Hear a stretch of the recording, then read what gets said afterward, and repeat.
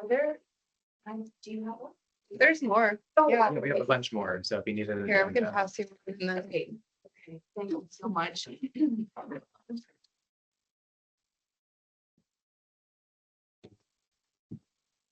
Hey, how are you? Good to see you.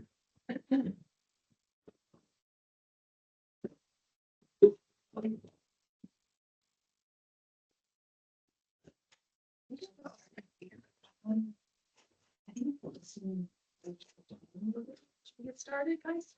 Let's give it just a couple more minutes and then, Okay. yeah. And then, How many were you expecting? I know. I was just thinking about that actually. I'm gonna check the tracking. we're gonna be Some around folks- 11 in total. Oh, or 15 in person and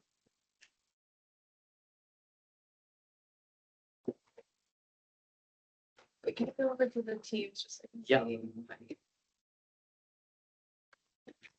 on here we have, from swim, Jen Sun, Merritt and Caroline from Parks, and also Sue Molly. Looks like we're waiting on. Dana.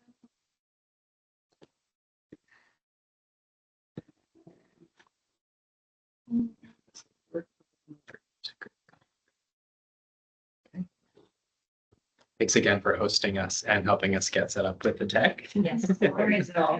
That can always go south. I was assuming it would. I'm glad. Always assume, right? I think we're waiting on Victoria and then someone, Damon. Yeah, I'm Oh, true. Okay, great. Well, okay.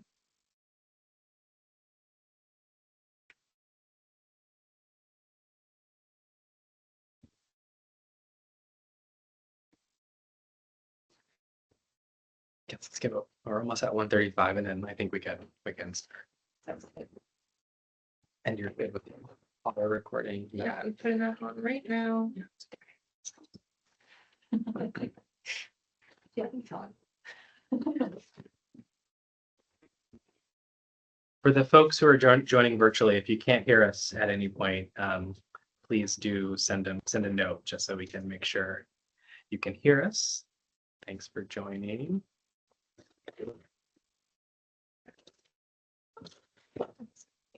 Somebody email. Okay, I think we can Right. get started. Yeah. Okay. Hi, everybody. Welcome to our office. I'm Courtney. I'm the president of our clients, and it's a pleasure to have you. So I think we'll just go around the room, right? There wasn't a specific thing about the intros, right? Okay.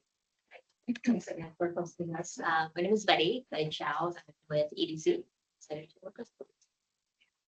Yeah, I'm Jasmine Blackburn. I work with the NYC Climate Justice Hub. Great everyone. My name is Michael Hebay. I work at NEJA, New York City Environmental Justice Alliance. I'm Pete Malinowski, work with Billion Oyster Project, New York Harbor School. I'm Mallory Thatch. I'm a planner at WXY. Hi, everyone, Chris Rice. I'm with WXY. Matt McInerney, Ready Center. Jamie Yates, Specific Environment. Farhan Husseini, Water Alliance. Great. We've got folks online. So Sue, do you want to kick us off and introduce yourself? Sure, I'm Sue Malloy. I'm based in Halifax, Nova Scotia. I have lots of chats with the port here. My expertise is ocean engineering, naval architecture, and I have a company that electrifies vessels and have had lots of discussions about electric projects in the marine. Thank you. Oh, I'm representing the International Electric Marine Association today. Lionel, do you want to go next? Sure, and apologies for the shades. I might also stay off screen just because I just had eye surgery, so sorry about that. And thanks for accommodating us. My name is Leonel Lima Ponce. I am representing SWIM, or Stormwater Infrastructure Matters Coalition. Yep, I'll pass it on to Marit. Hi, I'm Marit Larson. I'm at New York City Parks, the Natural Resources and Planning Assistant Commissioner. I'll give it to Carolyn. Hi, I'm Caroline Morris. I'm a planner in the Parks Planning Division. I will pass it to Jennifer. Hi, everyone. I'm Jennifer Sun, and I lead the Planning Division at EDC. Great to be with you all. Sure. Hi, I'm Victoria Alexander. I'm a resident and business owner of Red Hook and the interim chair of the Resilient Red Hook. Excellent. Okay, should I go ahead and introduce the goals or not? Okay, great. Thanks for joining. And can folks joining online, can you see the presentation?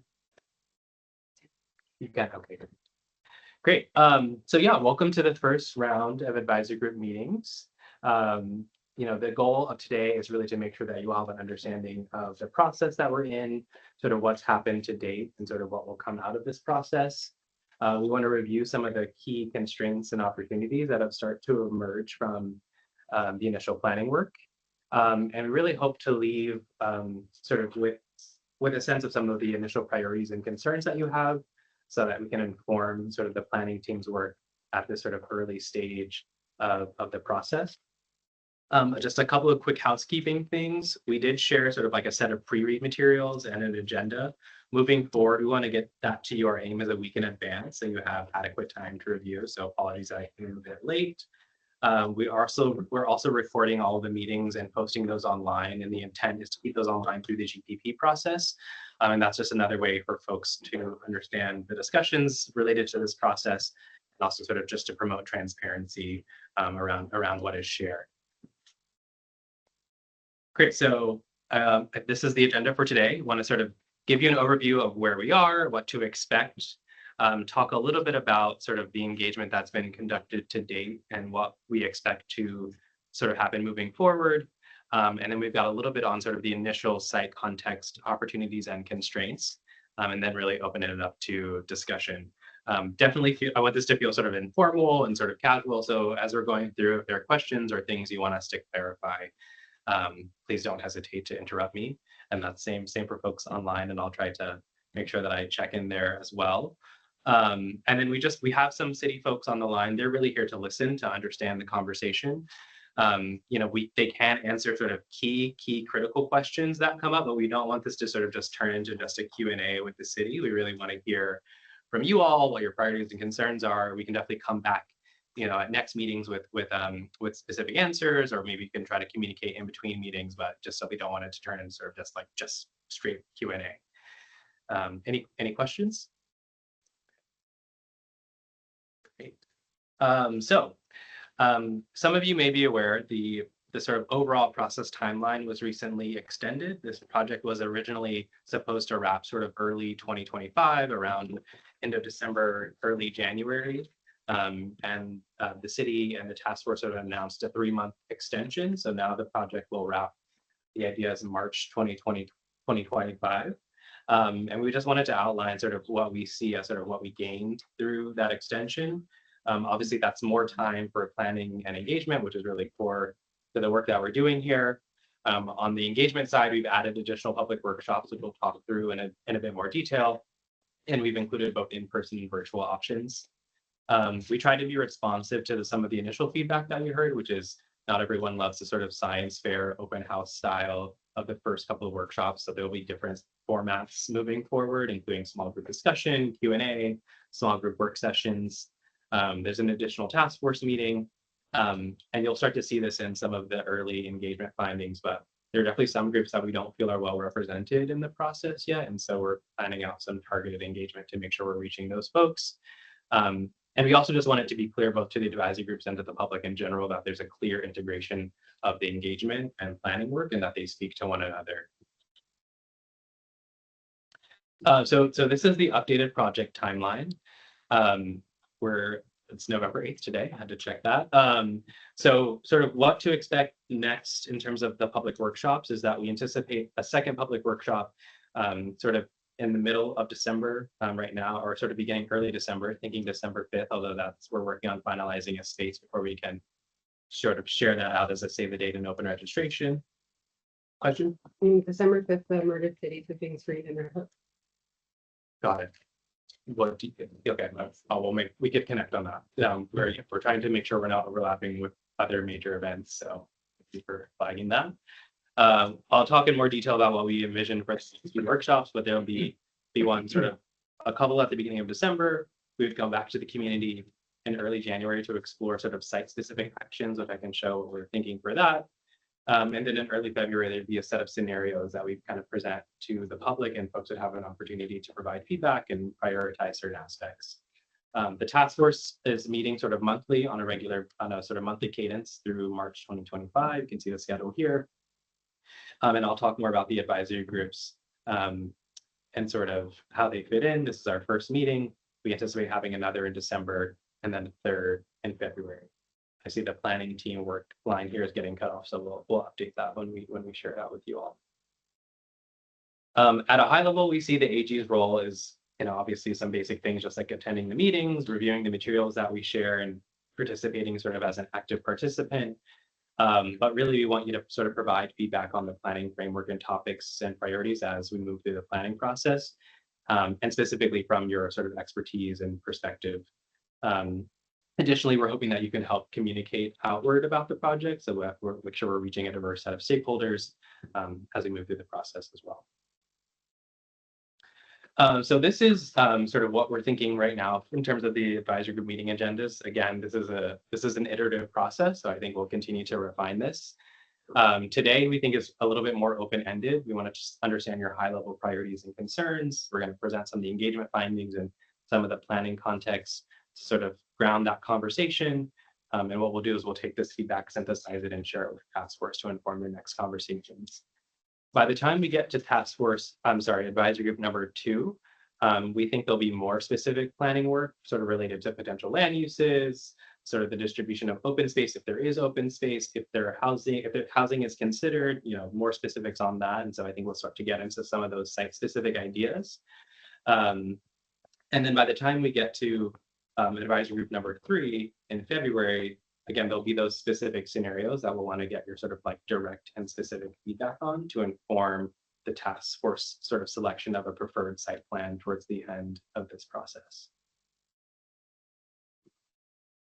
In terms of the public workshops, we've had sort of 2 to date. We've had one at the end of September and one in October, which is really about sort of just introducing the planning process, understanding folks' sort of high-level priorities and concerns.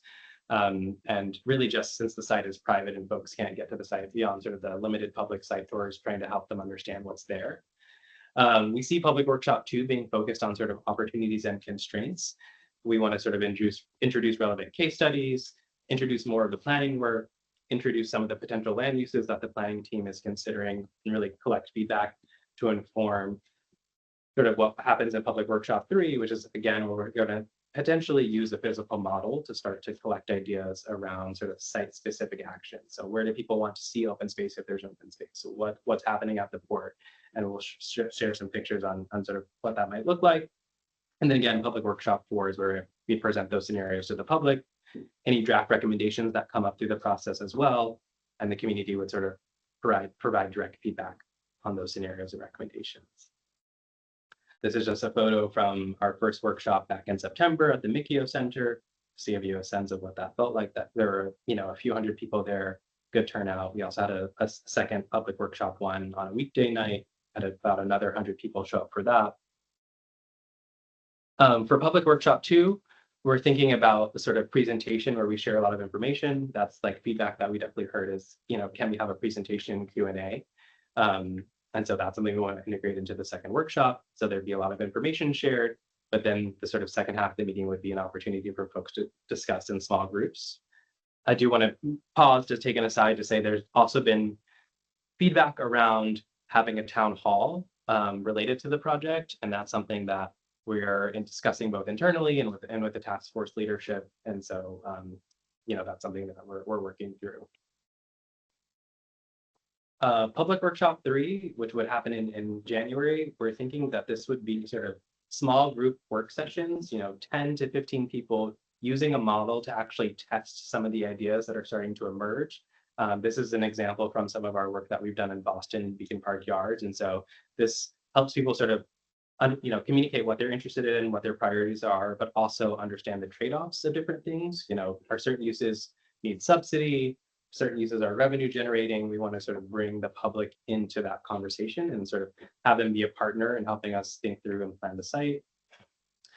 And then a public workshop 4, there'll be some set of scenarios that the public can sort of provide direct feedback on, and help us sort of prioritize their thoughts. And we'll be taking that to the task force before they make sort of a final decision around a site plan. So I want to pause there and just see if there's any questions sort of on the public process and what might be coming. Yeah. You know, Alexa and Marcella announced at town hall. If that happened today, okay, Yeah. great. There we go. There's the town happening. Do you want to share more detail? One's on Zoom and the other one's on just one day, and then the other one's in person at the McGill. I have the date. Oh, nice. Okay, great. Yeah. So we'll make sure that we share that with the advisory groups. That's excellent. Thank you. Okay, I'm going to shift into some of the initial community engagement findings. As of a couple of weeks ago, we've engaged over 1,800 folks. 450 people participated in the virtual information session back in August. We've had 280 participants sort of register across the 2 public workshops. And we had an initial community survey that was also focused on sort of understanding high-level priorities. We had over 800 people respond to that. And we anticipate having another community survey once there are more specific ideas to respond to. We've also been tabling out at events throughout the city to make sure people know that this process is happening.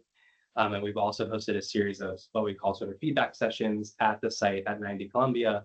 And then as of last week, we have shifted those to the Red Hook Park project to try to get more direct Red Hook residents engaged in the process. This is public workshop from the Mikio Center on September 28th. And then the workshop at 125 Summit Street on Monday, October 7th. These are sort of the emerging themes. Again, I don't think we have a full representative set of information across all communities, but based on what we've heard, this is kind of what's rising to the top. A lot of enthusiasm for increased park space and recreational amenities and public waterfront access coming up a lot. Lots of concerns over industrial air pollution, flood protection and just resiliency in general, given that the site is in a floodplain. Lots and lots of feedback around transportation options and connections. Obviously, there's a lot of traffic in the area that's existing. So people are asking questions around how people are going to move to and from the site. Lots of interest around public transportation, ferries, shuttles, bus routes, bike and pedestrian infrastructure. Again, considering sort of the ongoing BQE work, there's a lot of anxieties around that in general. And just the safety hazards, that the fact that the street grid feels like it's already at capacity.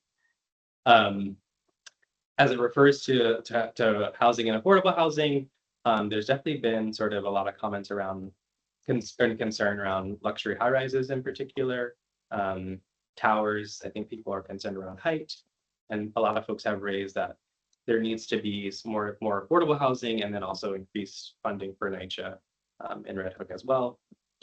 There's definitely a tension between preserving the working waterfront and then obviously protecting the health and safety of sort of residents and having those two sort of coexist.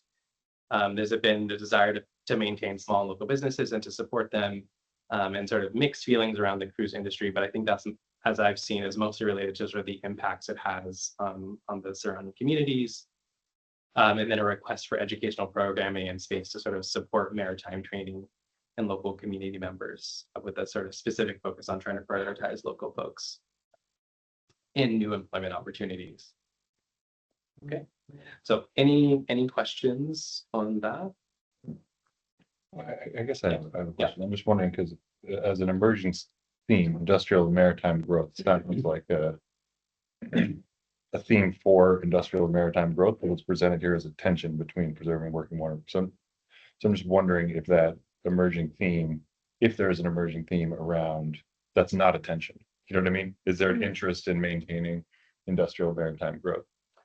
Yeah, I mean, I think that's a great question. I mean, I think in terms as it relates to sort of the public survey, I feel like it was pretty spread even. Like I don't think in the way that like parks and open space really rose to the top as like really important priority that a lot of people were coalescing around. I think there was a little bit more of a neutral approach to sort of like the maritime growth. But that being said, talking to individual stakeholders and community orgs, I think there's definitely an interest to sort of maintain and support the existing working waterfront. So I think it sort of speaks to that tension. But yeah, that's a good flag for us. Maybe we might reword some of that. And when you say making sure that it's local, does that mean that you're going to be picking organizations like Ready Center and Portside, New York, who are already doing job training and educational programming, or are you just going to be making sure that there's local benefits for those things?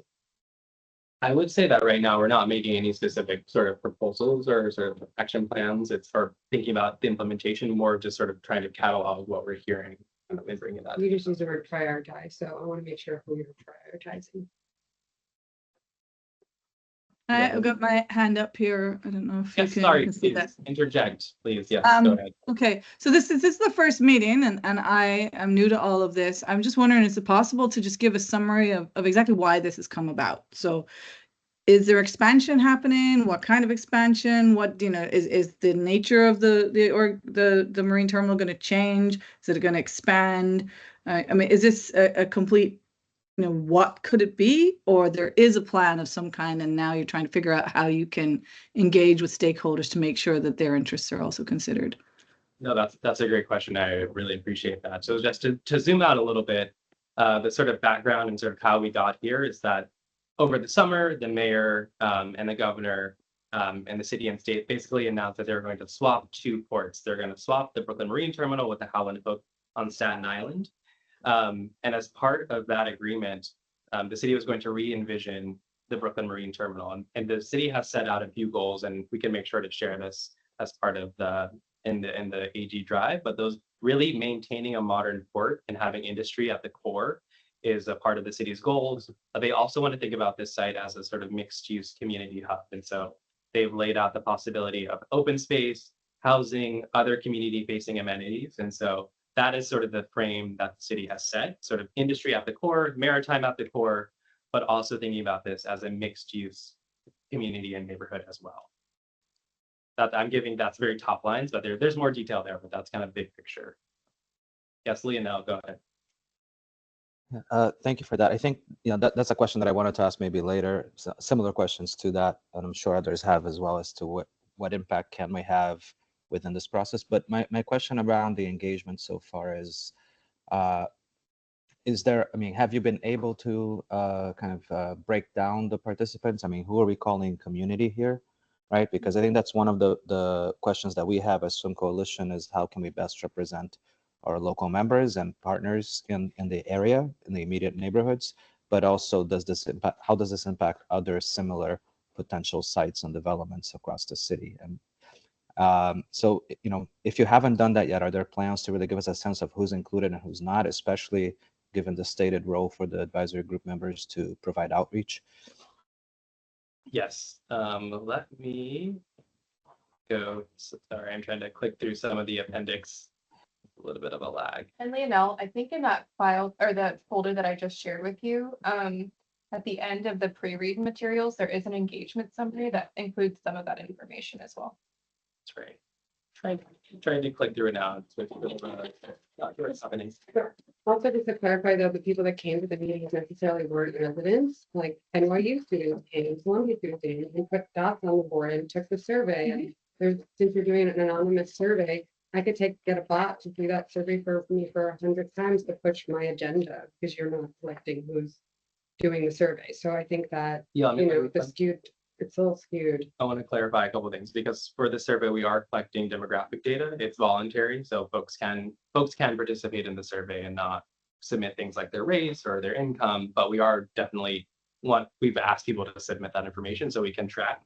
I will definitely say anecdotally, the whole project team saw that we did not see a lot of communities of color. We didn't see a lot of Black residents. We didn't see a lot of NYCHA residents. And so we've already started to sort of strategize around how to bring those folks directly into the process. So one thing that we've already planned is we're actually doing a site tour with the two tenants associations from Red Hook Houses East and West and having a focus group with them. We're also thinking about ways to partner with some of the local organizations in Red Hook who work with NYCHA residents directly to do some more direct engagement and outreach. We're also planning some additional focus groups focused on sort of youth in general. We want to do a Spanish language meeting as well, and also a Mandarin language meeting. And so as folks leading the engagement, we're very attuned to that. And that's something we're going to be focusing on and welcome your feedback on that. And I will say, as Mallory mentioned, the engagement summary, the appendix, there's some detailed information on who we're hearing from. The majority of folks we're hearing from are white and middle income and upper income. And so we acknowledge that and we're trying to correct for that moving forward.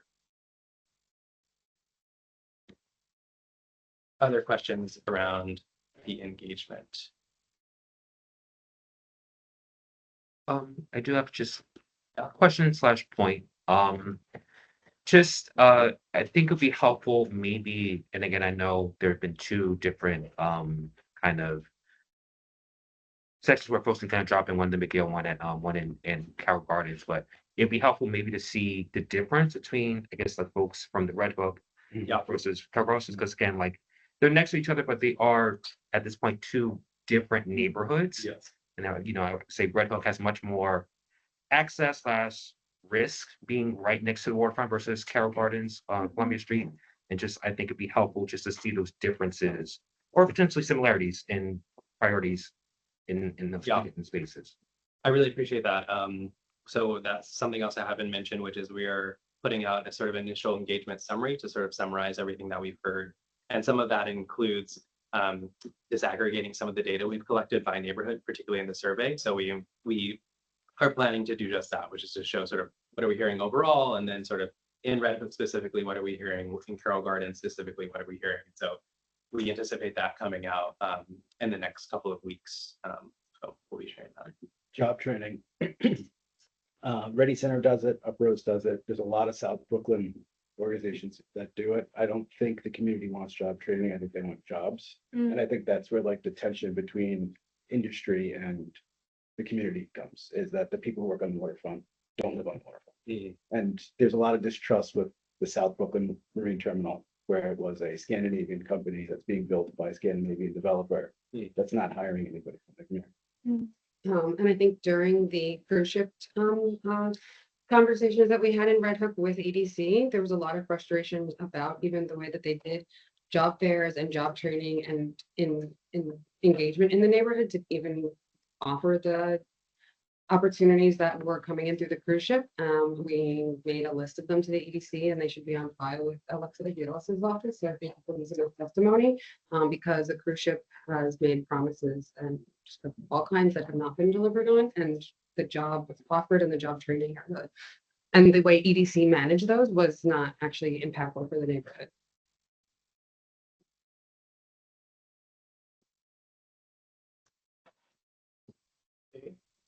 We can obviously come back to any of these topics in the discussion, but any other initial questions or comments? Okay. Going to keep us moving on then into some of the initial site context and opportunities. Again, the planning team is doing a lot of analysis and work. So I think as we move through this process, we'll have more and more to share, but some of the initial important that's coming out of the work.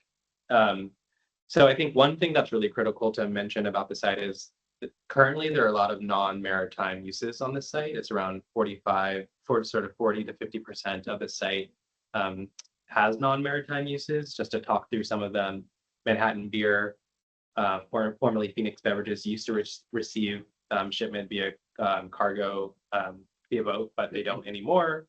You have U.S. Customs and Border Protection, not maritime dependent. That actually is absolutely maritime dependent. Okay. It's like misinformation. You can't have any type of deliveries without customs. Understood. Yes, they're yeah. Specifically from sea. Yes. I think just maybe the nuance is that, yes, you need to have customs in order to support a container terminal. So that is sort of interrelated. But I think the nuance is that the U.S. Customs building does not need to be physically located on a waterfront site. It could be in a different location, but its function is important to support the continuation of a container terminal. Okay, well, we can cover that later.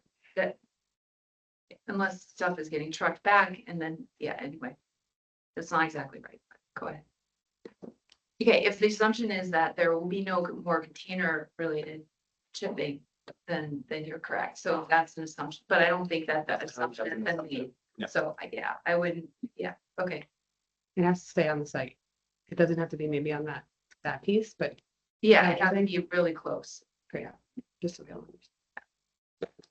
So 9A, which we'll get into some of this more, but 9A and 9B are out of commission due to sort of disinvestment over time.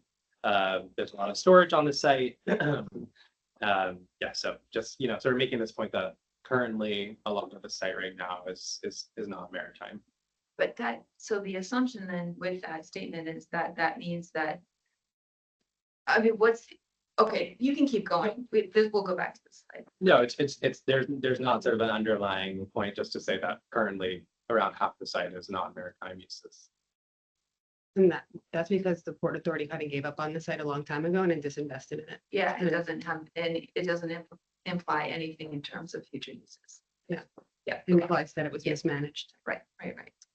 So as I highlighted, so Piers 9A and 9B they're currently too deteriorated to be safe for use.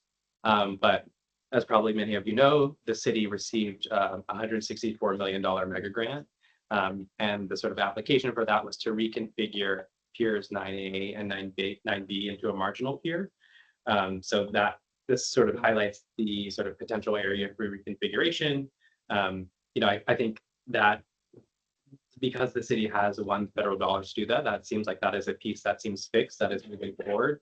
The exact design or sort of use of that new marginal pier has not been set, but that's something that we'll be sort of exploring and diving into as part of this process. So the Hugh Carey Tunnel runs through BMT. This is a really important access route for the neighborhoods and the city as a whole. And what we've gleaned sort of early on is having the tunnel here means that there can be no big foundations or dredging in the water can happen sort of at the center of this site. So this really affects what you can build on top of it and which types of vessels can access the sort of northern edge of the site. And it really means that only middle-sized or smaller vessels can access that northern piece. Do you know if the vessels that currently visit are the maximum size? I don't know offhand. Don't know.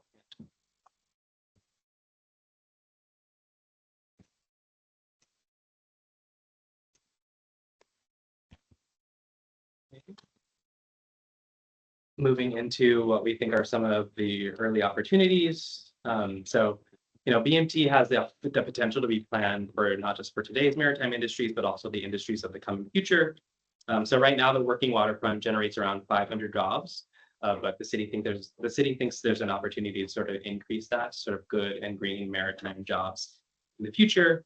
And a flexible marine terminal is one that can accommodate the green industries of the future that are being incubated today, or ones that have yet to be invented. And I think there's a sort of focus, at least from the planning team early here, that flexibility is important on the site and gives us more opportunities as we move into the future.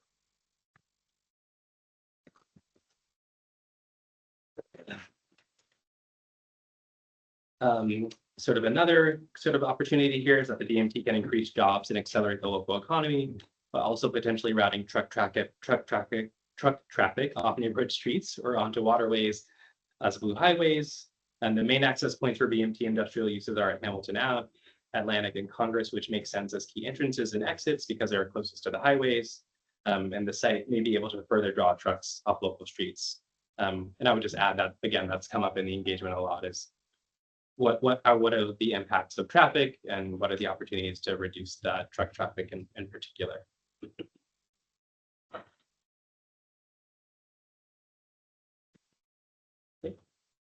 So nearby neighborhoods have seen some new housing and some small declines in housing. This is definitely a topic we want to get into more granularity.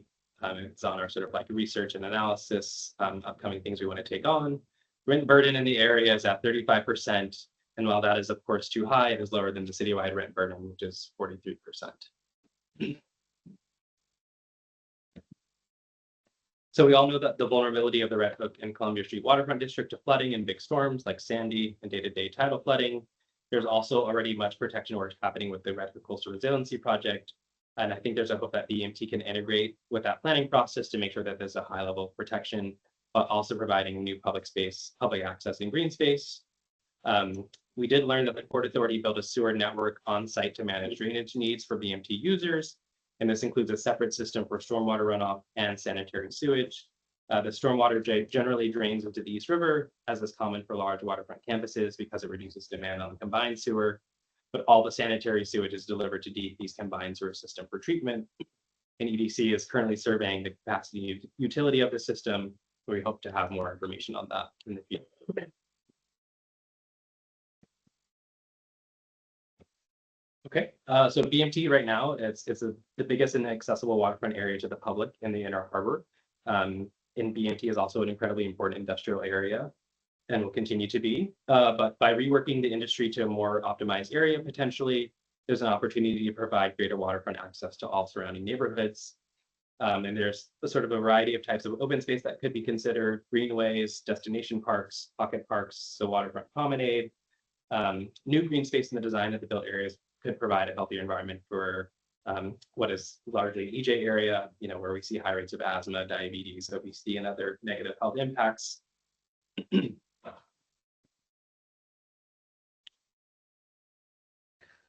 Sorry.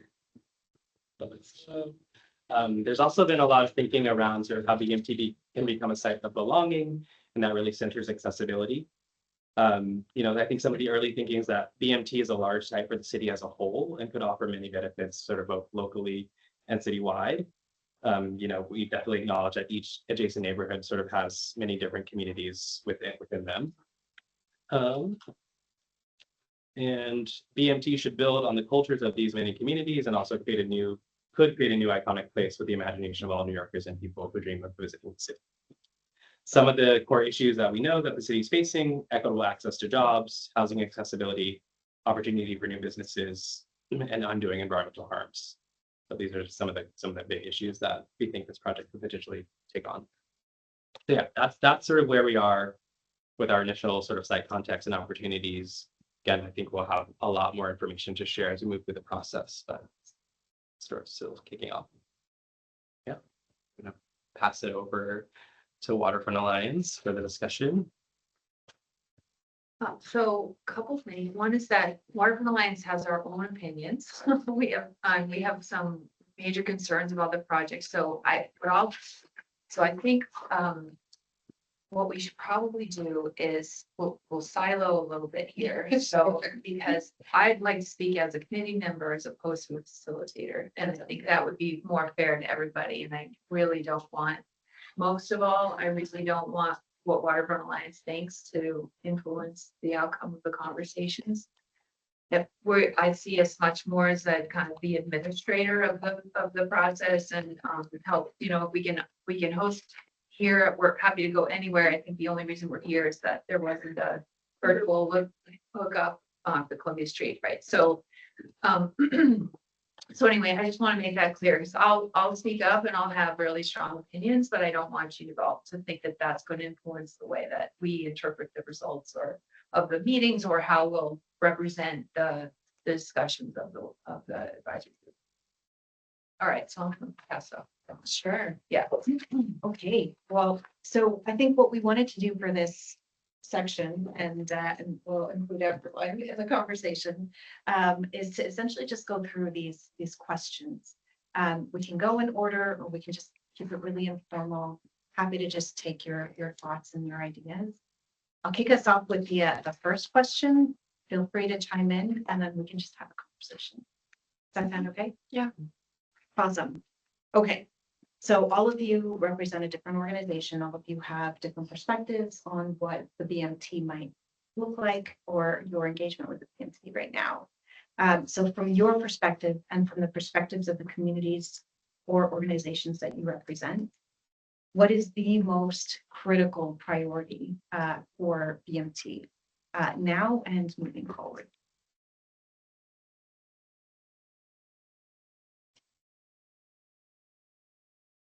Very big question. I'm happy to put something suggested in. Yeah, that's great. Okay. So I think the biggest priority is around is power. where are you going to get your power? What's it going to be for? And I think that's going to be the ability to actually deliver power to the different spots. And the amount of power you can deliver is going to dictate directly what can even be there from an industry side. So from the industry perspective, you're going to have additional cruise ships. Well, the cruise ship industry is going towards electrification, so you're going to have charging stations. Can you draw that much power from a community? The cruise ship also has industry. If are you going to increase the number of cruise ships, because that has a big demand on local waste resources and water resources. And then the idea of having which I think is fantastic, and it's where most places are considering going, is the idea of pulling trucks off the road and putting them on the waterways. Do you want to add more pollution into your waterways? Because we know our waters around the world are in crisis. They need to not be treated the way they are. So again, you're going to look at electrification or hydrogen. So delivery of those energy sources to these locations to be able to accommodate that going up and down. So I think the energy piece, what is available, how could it be delivered, what are people open for? All of those things will really dictate what is even a yes or a no on some things. And I can add on to that as well, because that is in alignment with a lot of what Pacific Environment advocates for, is zero emission shipping port infrastructure, and basically making sure that this development opportunity is maximized to future-proof the port, in addition to working closely alongside the communities that live right next to the port, and their concerns, their consideration, and their health is equally centered around the use of the maritime industry and opportunity there. So ensuring that shore power for the cruise ship that is currently berthing there, as well as any future uses, commercial harbor craft like ferries, being able to expand that and making sure there's adequate power for electrification, and considering other sustainable fuels, like hydrogen mentioned. And yeah, reducing diesel use and emissions, and air pollution impacts. Can't echo both of those comments. Resilient Red Hook had an idea a couple of years ago about a renewable energy harbor hub, and making this the future of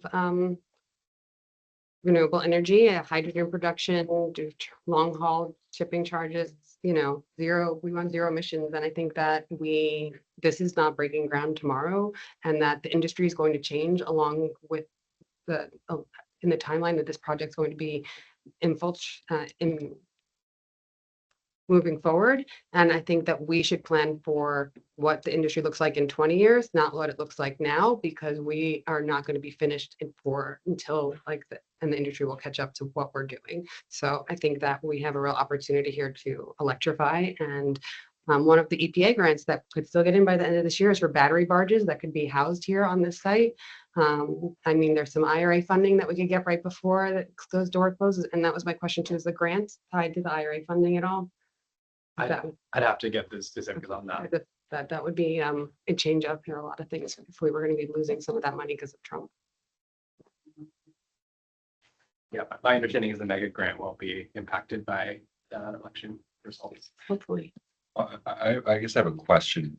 Are there any constraints that the planning is operating under that we should be aware of? What I mean by that is there a certain amount or percentage of revenue generating land, or amount of revenue that's expected to be generated, or any other goals of the entire project that we're going to try to fit all these competing priorities? That's a great question. I don't think we have we're not at a point where we have specific sort of metrics or goals, like financial goals that we want to hit. I will say that the city has really elevated in this process that they want the site to be revenue generating overall. And so, and again, I think there's conversations around what that can look like. Is there, some uses require subsidies, some uses are high revenue generators, but I think overall the city is looking for the site to be revenue generating, revenue positive. And what's the status of progress towards that in its current form? Yeah, so there's a huge master planning team that's also part of this, and part of that is a market analysis, and I know that will be that's ongoing and Well, I'm sorry. I don't mean, I did mean to interrupt. Sorry to interrupt you, but like right now,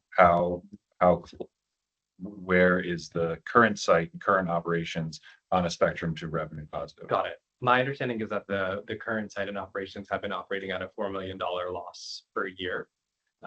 And I would definitely want to confirm that with the planning team in the city, but that's my basic understanding.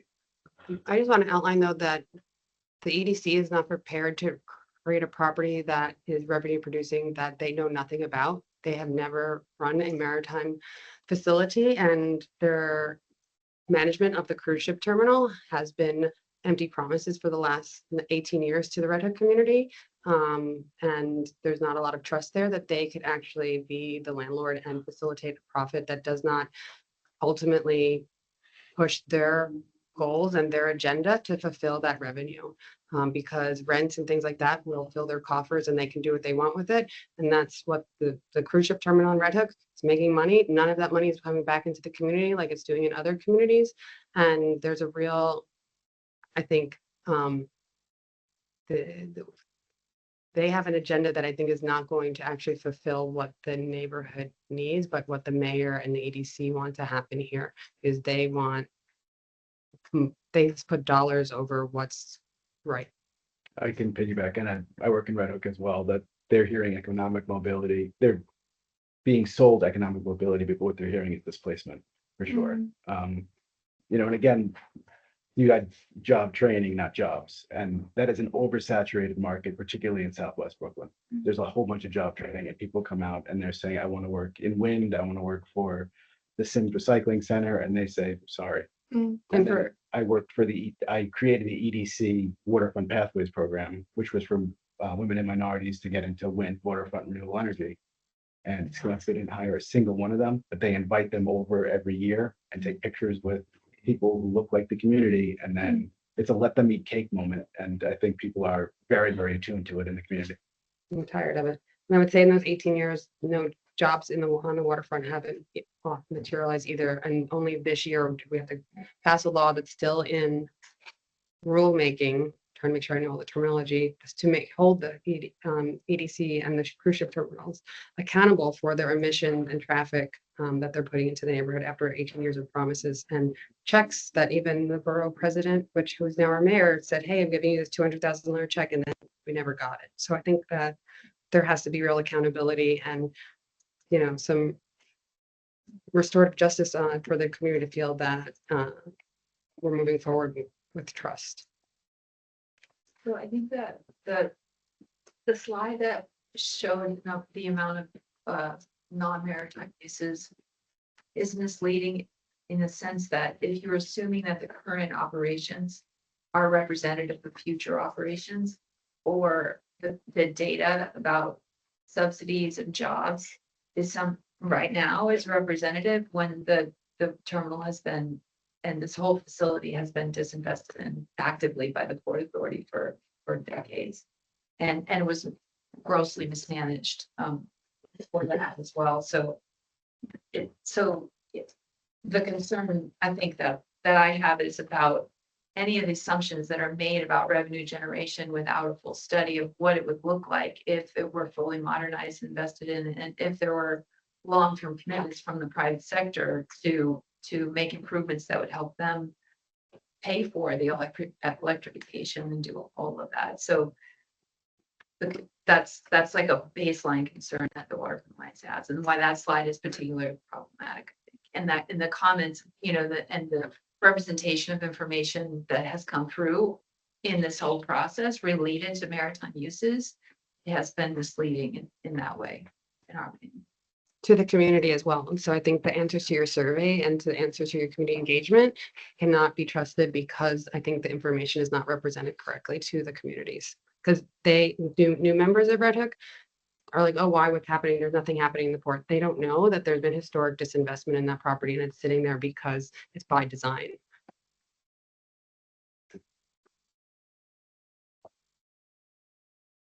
So I think I'd love to jump off of that because I think that's a really good sort of segue into another question, which is what kind of information is in receiving in order, or have the community been receiving in order to be informed in a lot of, the public engagement sessions? Is that a question to, I just want to make sure if that's a question to me or? I think it's a question to everyone, because we've all kind of been engaged in the community engagement sessions as well, and I think it would be good just for you to hear maybe what information is being heard and understood. Understood, yeah. I mean, I think the, a primary interest of New York Harbor Schools training students for marine careers is the maintaining the working waterfront, and the consolidating the waterfront uses is causes some apprehension. And I wonder if there's a way to, I mean, I think the facility does about 90,000 lifts right now per year. If there's a way to say that we'll consolidate and make it more efficient, modernize it, but we won't go below 90,000 container lifts or something like that. So that would bring a lot of confidence to the process, setting some kind of constraint around that. So yeah, it'll be more efficient, but it will still be doing the same amount of work. And it'll still be moving containers. I think the baseline should be that with the new investments that are already committed to in terms of improvements. With the new cranes and. Yeah. So the baseline should not be what it is now. It should be that more. plus. Right. Yeah. Can I throw in just like one question that you all are making me think about, which I guess, thinking about like the port of New York and New Jersey overall, and thinking that BMT handles around 1.4% cargo that moves through the port. I guess, Courtney, I'm thinking about the question and the points that you raised. So like, if the port were to go through modernization and there were sort of long-term investment over the site, how do you think about the relationship of, the Port of Newark and the Port of Elizabeth with BMT as it relates to sort of like cargo movement in particular, Well, like container movement? This is where I want to go back to Jennifer's son, because I think that Jennifer, Andrew Kimball and your team have the answer to that question. And I think, I'm so sorry, Chris, but I just don't understand why that has to be asked when we have heard now specifically from EDC the importance of this terminal, especially for food delivery. And so the question of how it relates to the rest of the port is fine for me to answer. However, it's empirically determinable. You can determine it with a full analysis of how this port overall, New York, New Jersey functions. And that seems to me a core missing part of this entire process. And Jennifer, so I want to throw that question back to you, because as an example also of other things that we talked to you about, but if you could answer that, I think that might be better than me answering it. I wasn't really sure what the question was, except that I guess if the question is like, where are we with the market analysis? So we have, as a part of the large master planning consultant team, a port planning consultant firm called Moffitt and Nickel that is in the process of developing that market analysis of really understanding, based on the Red Hook Container Terminal's current function, with additional investment, but also situating it in the larger harbor, New York, New Jersey harbor, and sort of global trends and competition with other ports that might be handling similar commodities. How should we think about making Red Hook Container Terminal and BMT more competitive and relevant as a port for the future? So what does that mean? Does it mean that we can potentially handle more of the same types of commodities? Are there opportunities for it to do even more?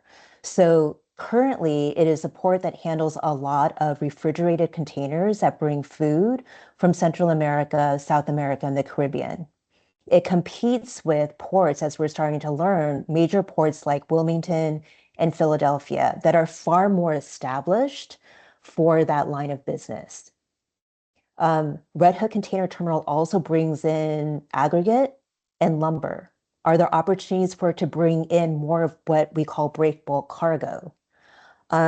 There's a question that we've been hearing is there an offshore wind function that Red Hook Container Terminal or BMT could play? So that is an example of the range. That's not the only range, but those are examples of the different types of cargo and business lines that Moffitt and Nichols is helping us understand what is the greatest range and potential for this port of the future to help meet in terms of local, regional, and global supply chain needs. We don't know the answer yet. If we did, we would be sharing that. But those are the sets of questions that we are asking. The other opportunity that we see is that there are city projects like the BQE reconstruction, Governor's Island development that will require construction staging. So how can we think about BMT as a place for supporting construction staging while also reducing the number of trucks that are bringing in construction materials and perhaps demolish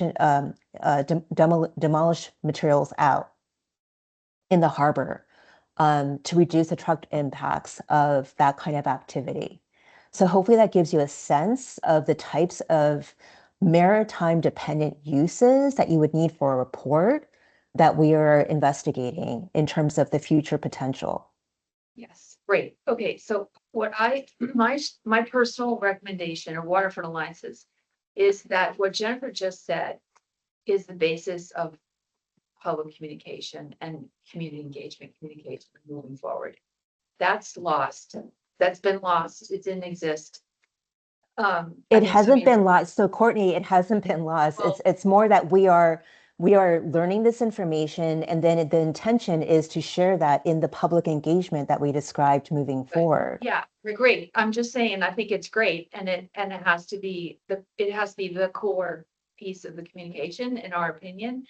So that number one, and number two, if the question, how does the size of the terminal relate to the other terminals? If the reason to ask that question is because you're wondering whether or not the size makes it irrelevant, that's an underlying assumption that I think hopefully is completely like a completely false assumption that Jennifer just actually made clear.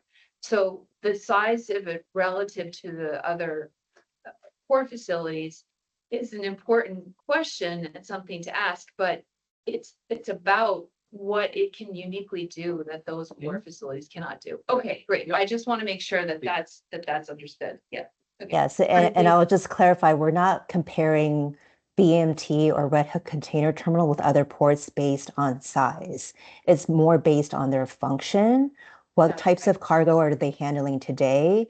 And what is their potential to do more of the same and or handle other types of cargo in the future?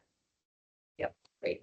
But I think that you do not have this information yet, so that the task force, the advisory committees, and the community cannot make educated decisions or give their advice because you guys don't even have the answers just to help feed our opinions. And so there isn't an existing conditions analysis for so many of the things that are important for us to understand so that we can make the proper recommendations and the community can be educated about, like, that should have been done. This part should have been done already before you have us at the table and before you have the community at the table, because the community now has like been sort of misled and has going to have new information. It wasn't a good way to actually engage the community without having these data points for them. Like, where's the marine freight analysis or transportation analysis and how everything works together? And then from that, are you going to do like a comprehensive scoping plan? Like, this is just, you guys are barely putting your toe in the water here, and you want to cut this process short in March, which is just, yeah. So I would like to invite you back, I think, to the question, one of the facilitated questions, which is, you saw some freight information in the pre-read materials. What else would be helpful for you to understand in terms of the existing conditions? So this is actually an opportunity for you to help us understand what more would you like to understand about what the port is doing today, or to understand what its potential is for the future. We'd actually like to hear that from you. And I think in the pre-read materials, we had shared some information about current cargo volumes, but in addition to cargo volumes, the type of cargo that's being handled, why BMT is a unique port facility in terms of the size of vessels that it serves in the harbor, and then its potential for Blue Highway. And so it would be helpful for us to hear from you. Okay, so in addition to that, what more would you like to understand?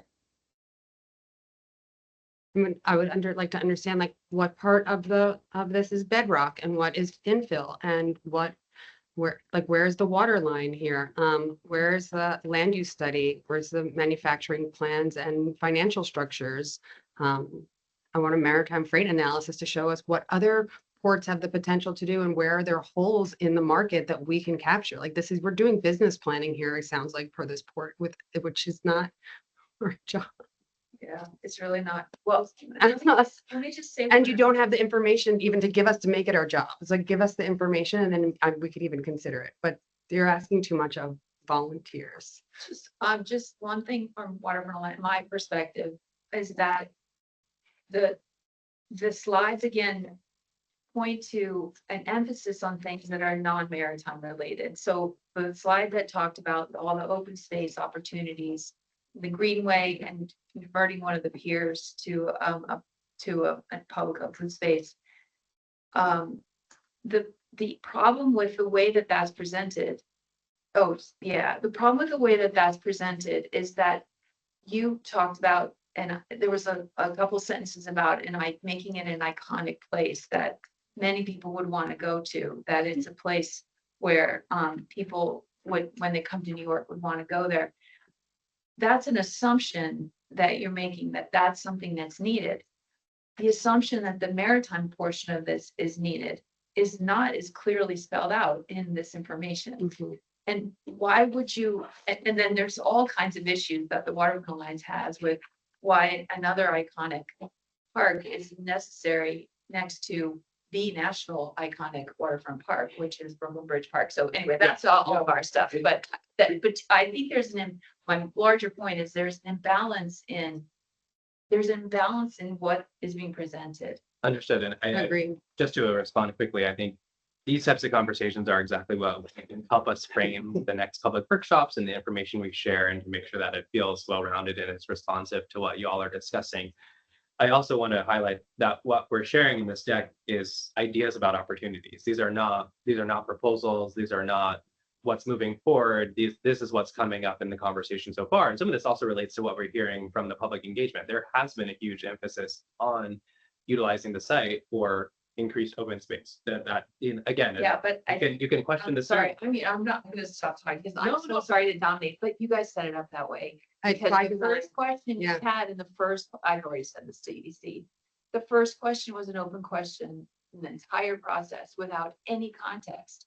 And the word cloud, I've said so many times, the word cloud kept holding open space housing, without anything that Jennifer's just described being presented first. Yeah. Right. And no public education. So you've created movement and desire for open space and housing because of the way that the process has been. 100% understood. And I just want to say, Okay, I'll stop. I'm so sorry. No. I don't want to dominate. Actually, there's someone on here that has their hand raised, so I want to go to them, but I do just want to say, heard on sort of the missing pieces of information and education that you feel like need to be inserted into the conversations. But what she's also saying is that the harm is already done because you led with that information, and you can't take that back from the community in the process because you've already started the process that way. So your information is not valid because the survey and the way you started this process was with already giving somebody something in their head to think about.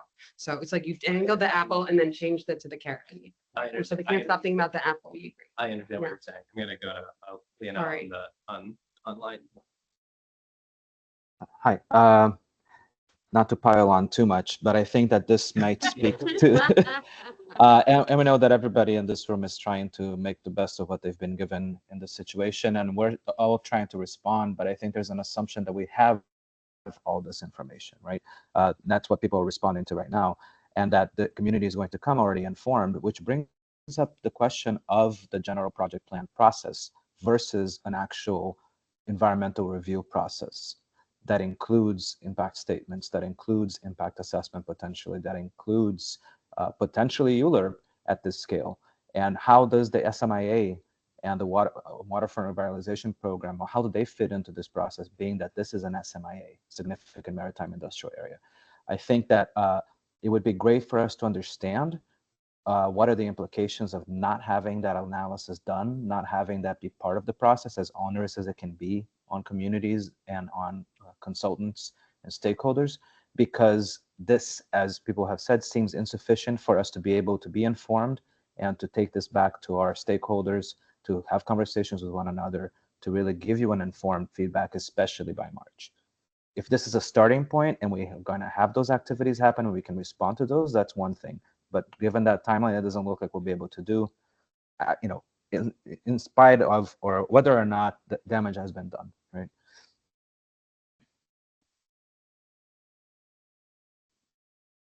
Thank you.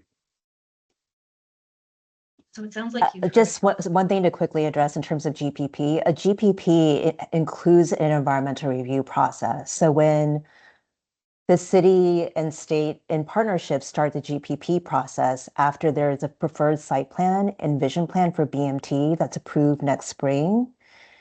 It starts the environmental review process, meaning that for public comment, a scoping document is published, public hearings are held.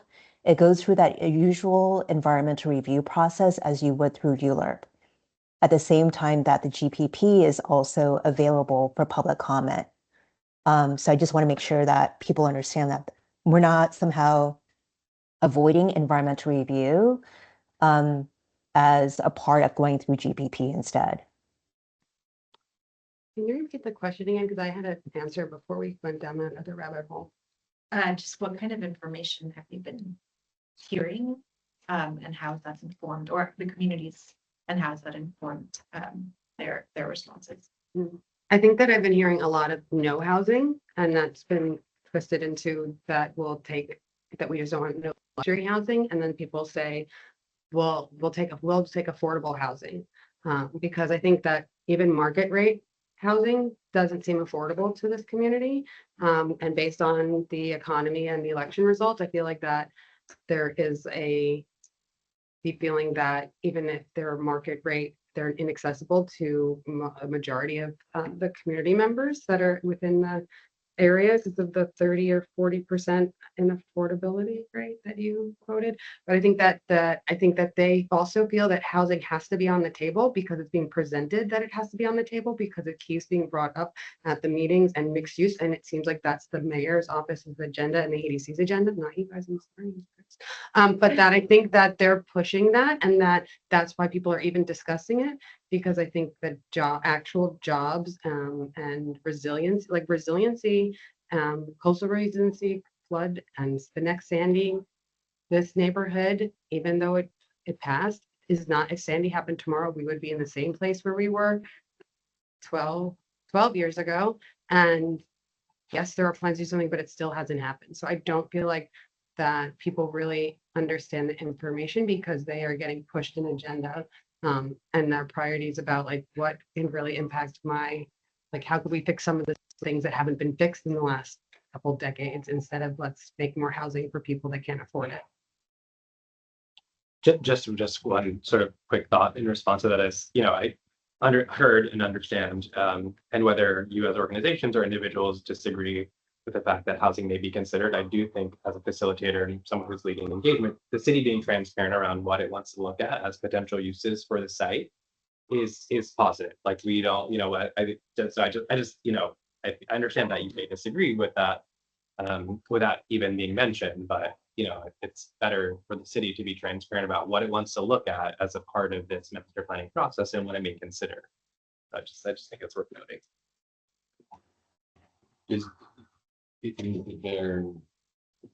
Is there a future scenario where there is no housing in state? No decisions have been made. So is that possible? If we decide that, and everybody decides that. And I think just to get into the weeds of the task force a little bit, there is a task force. It is led by the task force leadership. They are going to vote and approve on a final site plan. And so they will have to approve it for it to move forward. And so there's real sort of accountability, I think, in that structure in this process.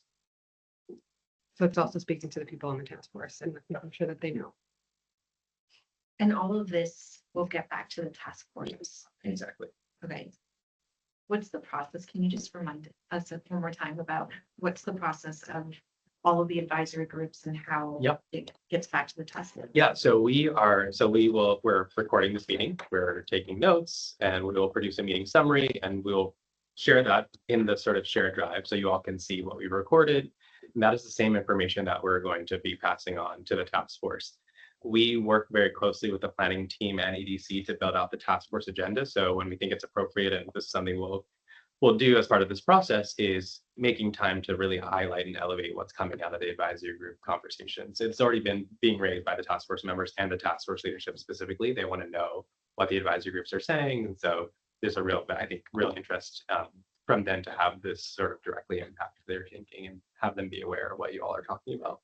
Is there going to be an opportunity for the advisory committees to present to the task force or to meet the task force or other advisory groups? At this point, we have not detailed out a way for the advisory groups to meet the task force directly. I would highlight there's upwards of 60 or 70 organizations that are included as advisory groups. So structuring that as a conversation, I think, is a challenge. What we have been talking about with the chairs is having the chairs be in touch with one another to sort of share information and to coordinate. And also, obviously, you all are individuals, you have organizations. If you all want to sort of coordinate and organize, that is, you're welcome to do that. But at one of the task force meetings, you could just have the one representative from each advisory group go and do like a summit, and each person has 30 minutes to talk about their topic. There's only 6 advisory groups. We're open to ideas. Absolutely. I appreciate that.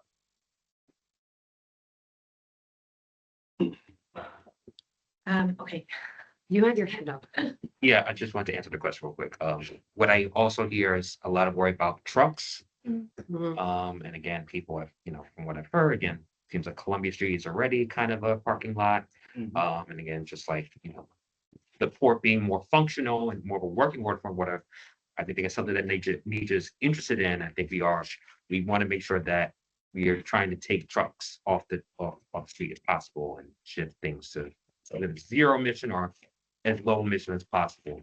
I also just want to point out, and I think it's kind of passed through, and I'll say it full transparency as someone who's also been at the task force meetings as a member of a task force member.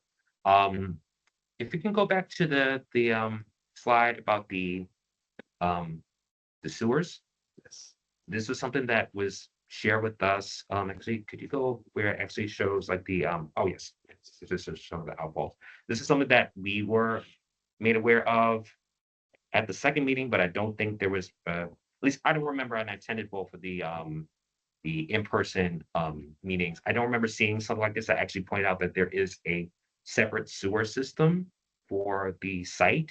And I know that there've been quite a few complaints about folks in Red Hook, and also just flagging that again, like there's a ton of housing happening in Gowanus, which is also part of the same sewer shed.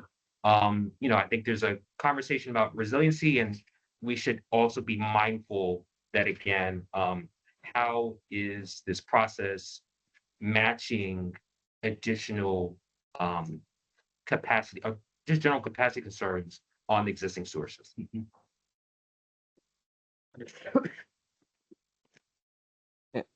I'll just second that from Swim Coalition, that's always a concern.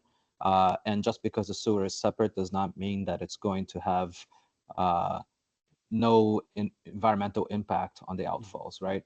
Especially if there are going to be hopefully electrified, but necessarily maritime activities and truck traffic and other things going on at the surface level, there will still be risks for additional pollution from additional activity going into the waters, right?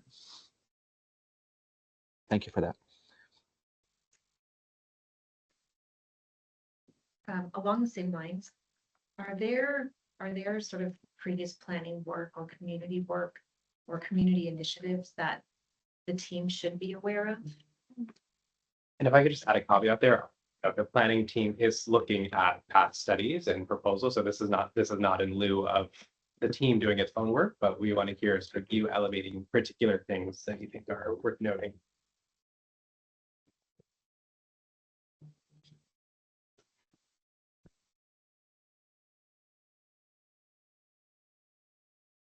I have a folder of about 50 that I need to go through. Amazing. Like Terraform did one, and BASF did one, and you guys did a proposal for the BOA, Maritime, who's this one by?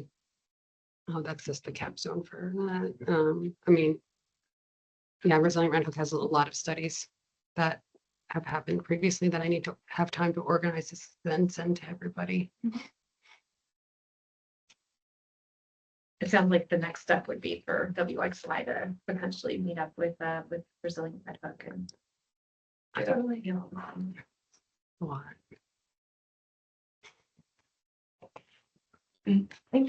Actually, that's a bounce question back because it's not the first time that there's been some kind of redevelopment of waterfronts, across country and world. I guess, what are some examples that you all have already looked at, both from a planning standpoint and also from like a neighborhood redevelopment standpoint that, yeah, we could kind of, have in back of our minds as we're talking. Yeah, that's when I would want to put a pin in, because we have compiled a long list of what we think are relevant case studies and precedents, and we're going to be sharing that with the task force at our next meeting, and so that will come to the advisory group shortly after, and so that's something you can look out for as part of our next conversation. Absolutely. Can I just ask, are the majority of those case studies about how housing is incorporated with industrial sites? No, I mean, they're not. There's a wide range of case studies that highlight different. So that's not the so how many show housing incorporated versus non-housing? I don't have that on hand, but we could look into that. Especially before you present it to the public, I would say would be important. Yeah. It's not that new to incorporate housing within maritime and working waterfronts. It's a little bit in the United States, but it's decades old and the rest of the world. So just, and looking to Scandinavian countries as the model, I don't think is really relevant to New York City. So that's what Waterfront Alliance would say. Are there any that you do think are particularly relevant? Yeah, actually, we just held a webinar 2 weeks ago on, so there are a lot of case studies there that are relevant. And then I think that you can look to almost, in terms of port and maritime, you should, I think what's really important is to look at the investments that other states are making into small maritime facilities across the country, and that those would be your best models. I would add some Canadian cities into that too, because we have the same issues around housing and congestion and access to ports.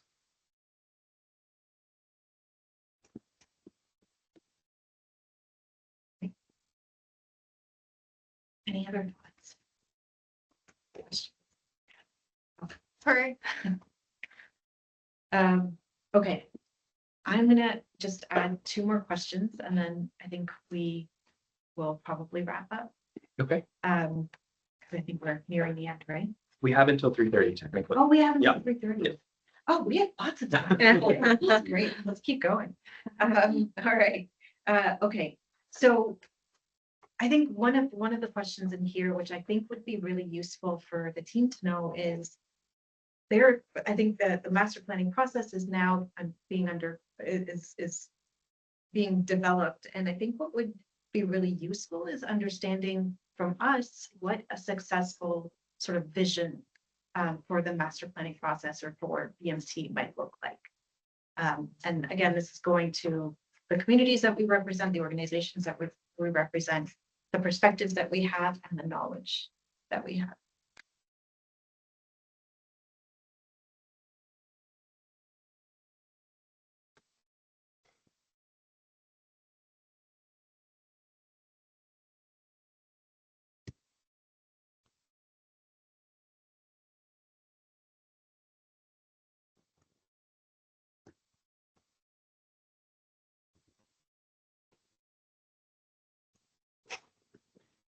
Let's put down for my child. I guess I don't really understand. Is it what's the result of, or what the effective planning process looks like, or what it results in? What should be incorporated into it as they're thinking about it? That is the second class question. I'm sorry.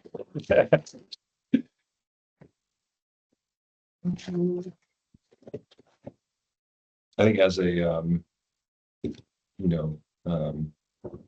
someone who's been kind of outside adjacent to a lot of these, I think it would be really helpful to understand the trade-offs that are being made and being able to advocate for specific benchmarks. So it's like, seems like when these things happen, often a lot of input is gathered and then a plan is put forward, but that includes all of the input.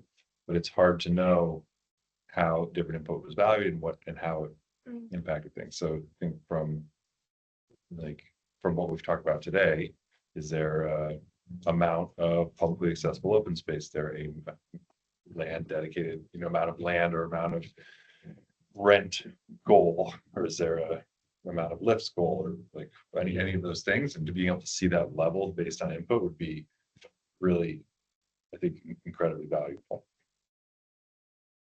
Yeah, Leonel, do you want to jump in? Sorry. Yeah, just adding to that, I think how these different factors are visualized and presented in terms of understanding those trade-offs, but also communicating them. It might be good to kind of think about how you show multiple layers of information the same way, and it doesn't necessarily have to be a map, right? And how can you actually communicate this in a way that's more tangible for different stakeholders, especially the people that live there and work there and could live there and work there, right? Are there transects or other ways to show this that can bring the impacts, potential impacts and existing conditions a little bit more tangibly to the various audiences, so they can get a better understanding of what they mean together, not isolated. Right?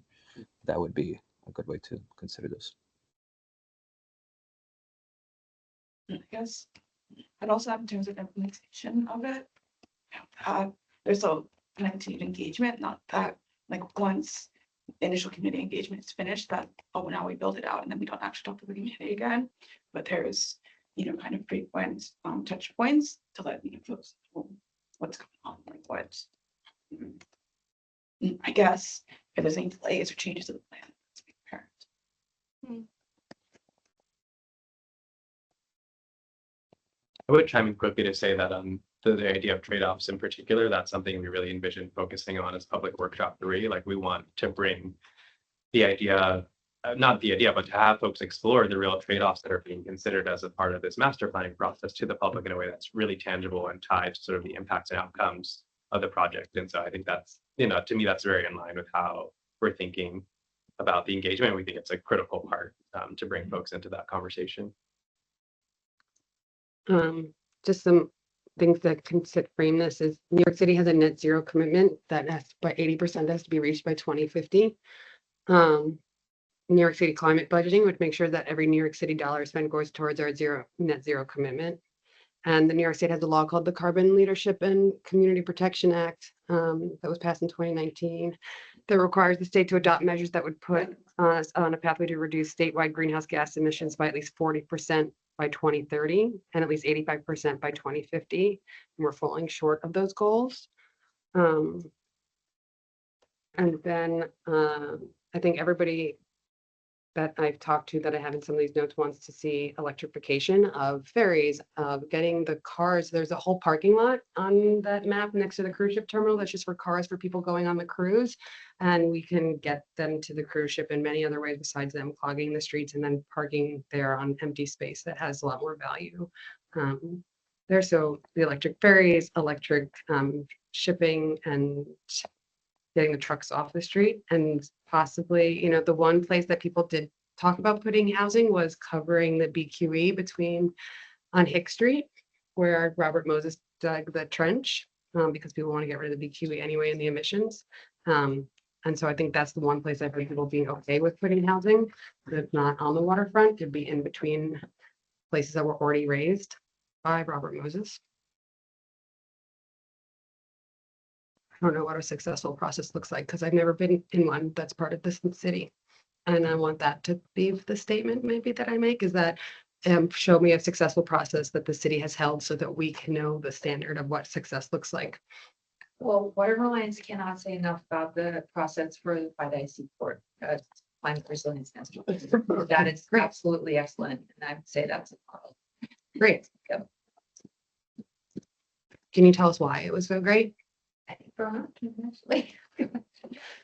The community engagement model for the FIDI Seaport has been phenomenal. They've created a climate coalition, where, it represents multiple industries. They've been engaged for many years.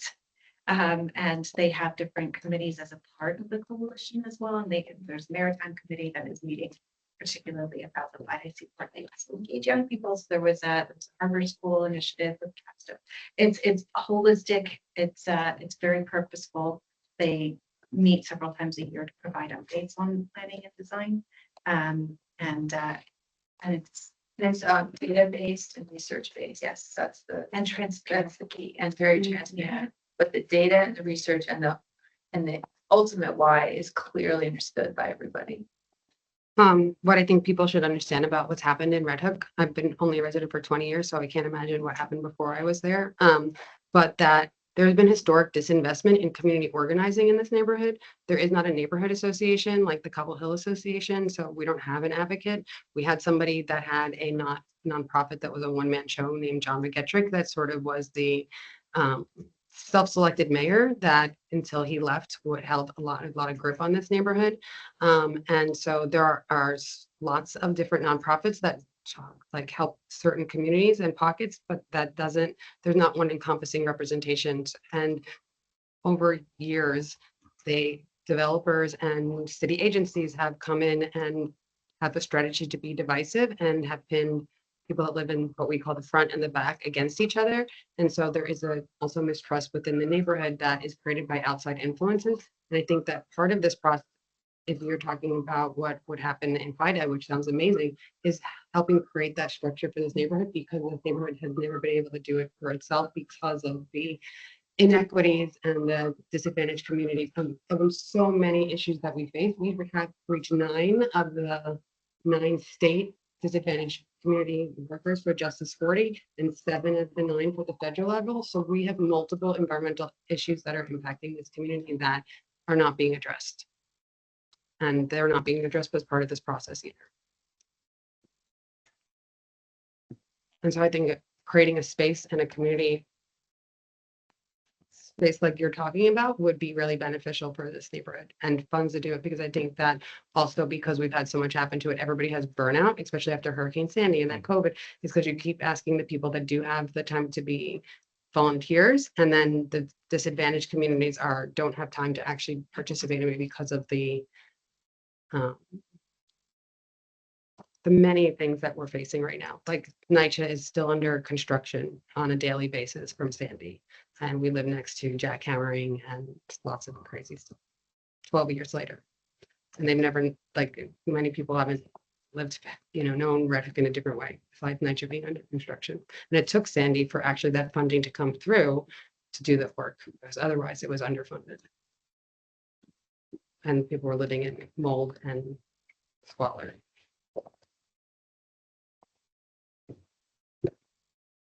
So I think with the vision plan specifically, being able to include data and information on kind of like what you were referencing earlier about specifically calling out and targeting Red Hook residents and, those that are, part of marginalized communities and part of, living below the poverty line or below the, median income level in public housing, like being able to call out the specific data and efforts and their vision for it.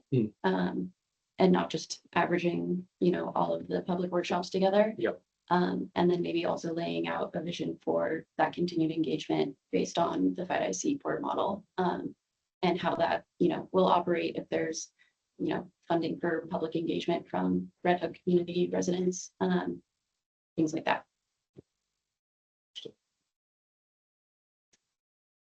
Are there any examples of similar? I know the book of Navy Yard has a very strong interest and does some job placement, and they're committed outwardly to employing people who live around the Navy Yard. I'm wondering if there's any specific mandate that can be set up so that the new jobs in the container terminal go a certain percentage that go to the community that's there.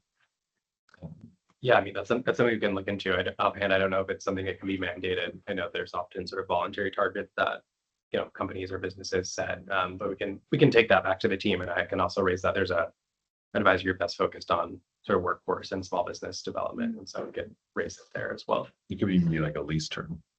Yeah, I think there are like community Deed benefit restrictions. plans Yeah, and that's community benefit agreements that can. That is true. That is true. They're hard to enforce. Yes, yeah, that's.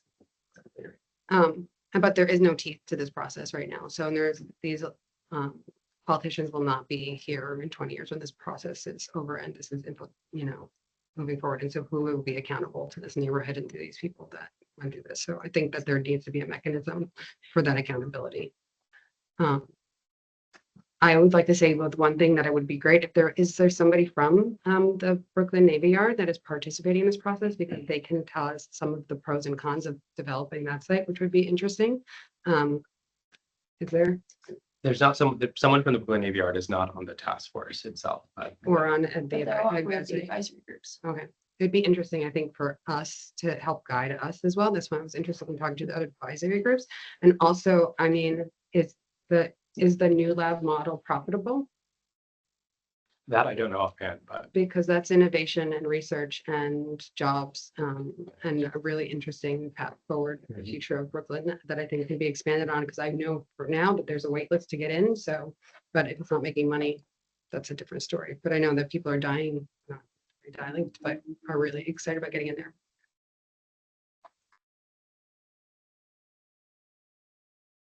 I guess if I could just throw in one sort of question that's coming up.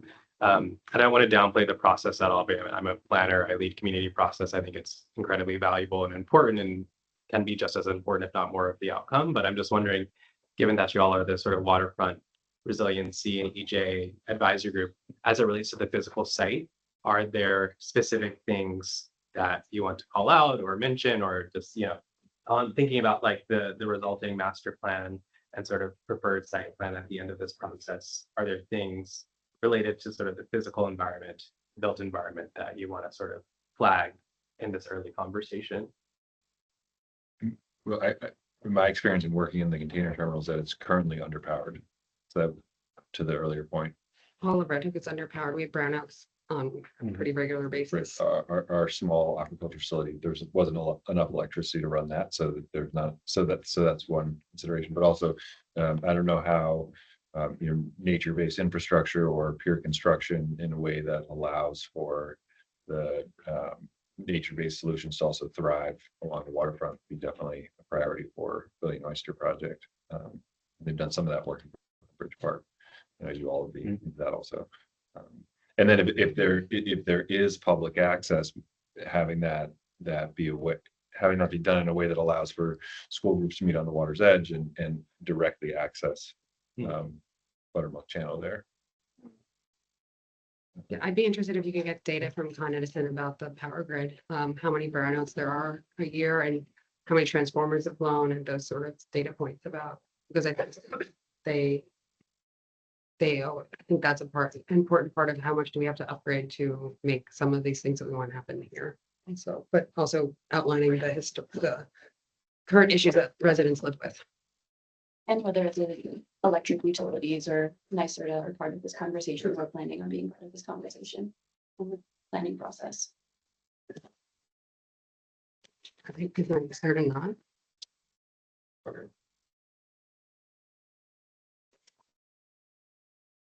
I saw it.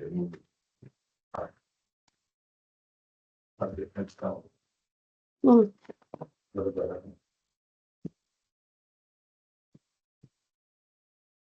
there anything else we want to talk about? Yeah, I'll answer the question too then. So Waterfront Alliance is pretty much against any type of kayaking or on water access. It's just absolutely dangerous. We never advocate for kayaking in major shipping channels, that the currents are extremely fast. So it's just really not a possibility. We highly recommend that the open space concept be rejiggered to be more about how to integrate industry with public amenities, public access, public education. That's based on our report and our webinar from before. And, and educational opportunities for the schools, local schools. What we would ask for is it's more integrated into industry and STEM opportunities, as opposed to actually touching the water, which is fine too, but I think that it's just more realistic to have it be STEM-based educational programs that have that can bring water from other places, but not necessarily touching the water, especially if you're a maritime facility being so secure, it's hard to, it's how, and having kids with hard hats and took cars, that whole thing would be really difficult. So that's what that's Waterfront Alliance's opinion. And then, of course, for any type of redevelopment like this, and it incentivizes and incorporates the nature-based features, but to have it be wedge verified through our waterfront design guidelines program would be the ultimate vision for what we would want to advocate for. And just, I mean, I know that there is a Harbor Middle School. I was gonna say, why aren't they here? And they have a direct connection to Harbor School on Governor's Island, and there is vessel traffic. I mean, student operated vessel traffic between the two schools occasionally. And it's, I just wondered if that would hold true, the human powered boats within Atlantic Basin, if there weren't, if the ferries were using it differently or something like that. It's not really a commercial shipping channel, and it is much calmer in there. Yeah, absolutely. There's what you need with that usually is you need a pretty well organized and funded entity or a very organized volunteer group that will work with UC or whoever it is on planning and the timing on all of that. And so, you just rely on the sophistication of the organization that's responsible for executing it to make sure it's safe. Yes. There's an opportunity for that, for the Harbor Middle School to have a waterfront. Yeah, that's great. And those experiences on the water, especially in industrial areas, can be the most incredible in the city. So we definitely are for that. It's just that it's really not simple. And also it wouldn't be something I would want to have to be planned for in terms of design. I think there are ways to find other locations where it's just like you're saying, as opposed to carving out a whole section in order to make that possible, especially when you have there are other great opportunities for that. Somebody at one of the meetings brought up a gondola they wanted to do, so. Yeah, I've heard a few people talk about in our case studies actually, but elevated walkways like a high line version, but for an industrial area, like a high line industrial walkway would be amazing. And there's so many cool things to do. That's where they can put the light rail. But that's not playgrounds. It's not sculptures. It's not grass. It's not benches. That's just not something that we would be supportive of in any fashion. Get a zip line to Governor's Island, if we need from me. Yeah. I think just to piggyback of what you're saying, but one other point is this idea of seeing it as a holistic space. It's not just BMT. There's also Brooklyn Bridge Park. There's also some other sort of areas that are around that could be considered. So just not sort of seeing it as an isolated site. I would like an update on the UPS and those properties just south of Atlantic Basin. There is no update yet. It makes it a more holistic plan if those properties are included in this plan.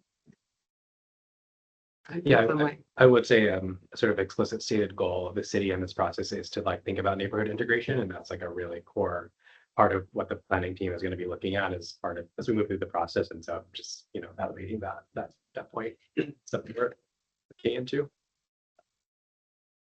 So go back to the process, the slide you showed about the model, that would be the modeling that then you have the community make decisions based on this model.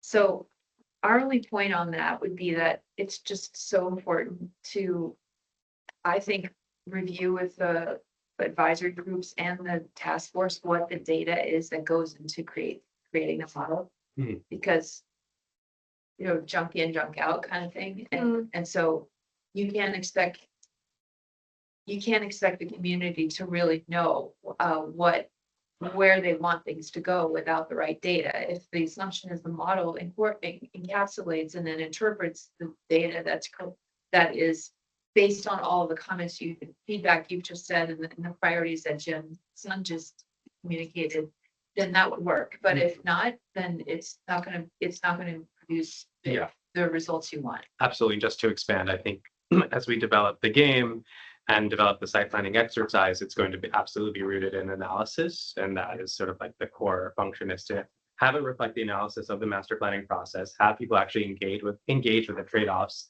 that we may consider as part of the process to help people think about the site. So Well, let me just tell you one thing. It shouldn't be integrated with the information from the process. It should be integrated with the information from Moffitt. and that's what I mean. Sorry if I missed. Okay. I'm talking about the analysis from the master planning team, which includes any market analysis that's conducted, the port analysis from Moffitt and Nichols. So all the information that we're analyzing as part of the planning team would be integrated in the foundation for any sort of exercise that's included as part of the public engagement. And then how much of the public feedback is incorporated into determining the weight that that information has within the model? Say that one more time. How much? Yeah. So you can have a model that's developed with data just from the consultant's analysis, like you just mentioned, Yeah. or you can have a model that weights that information based on public feedback, that then presents other information that is coming from other places in order to have the model.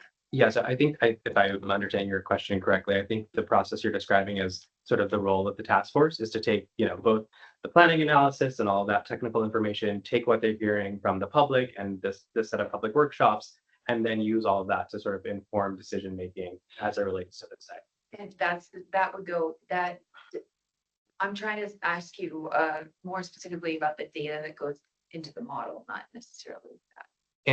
Yes, so the data that goes to inform the exercise that we're developing, you're asking I guess I'm not Is it clear. informed by the public feedback? Is the data in the model informed by the public feedback? The data that would go into the site exercise would be informed by the planning analysis, right? So let's say, for example, like if the port needs subsidy to operate, that is something that would come out of Moffitt and Nichols analysis. That wouldn't be informed by the engagement, unless I'm misunderstanding your question. Are we gonna get access to the raw data? For you? Yeah, I think the analysis will be shared with the task force and advisory groups, absolutely.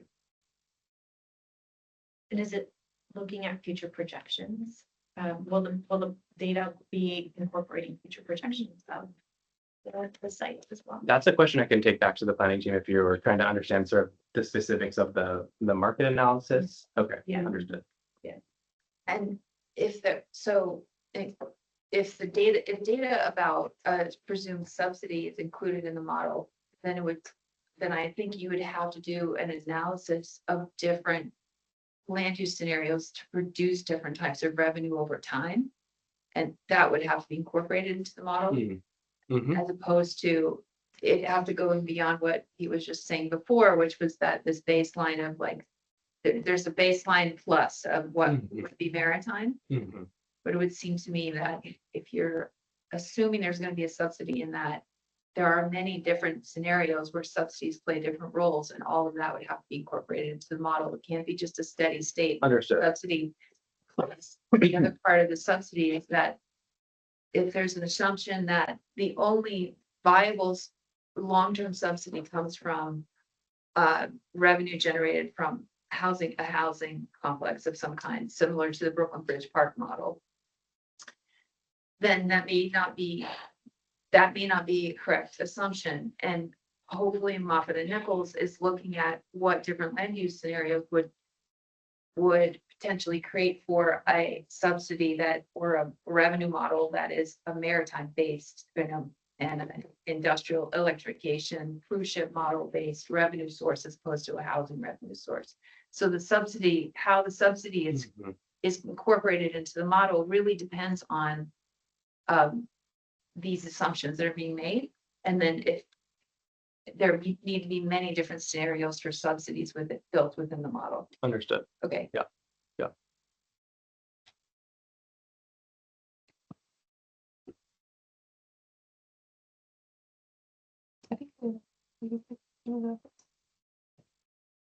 Yeah, like, it's just Ellie knows that in chat. The model would be important to have flood zone overlay, maybe some bathymetry, feasible current alpha locations, etc., future projections and scenarios. Okay, I think we have about 10 more minutes, is that right? Yep. Okay. All right, so I think we've talked a lot about the different industries, but I just want to give us a little bit more space to talk a little bit more about some of the industries that should be prioritized for BMT. And see if there's particularly any other industries that come to the top. Yes, I'll just stop there to see if there's any other ideas.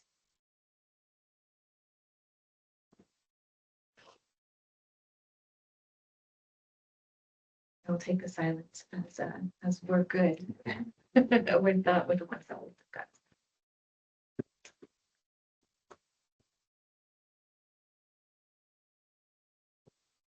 Perfect, cool. Okay, then finally, what additional questions do we want the planning team to consider?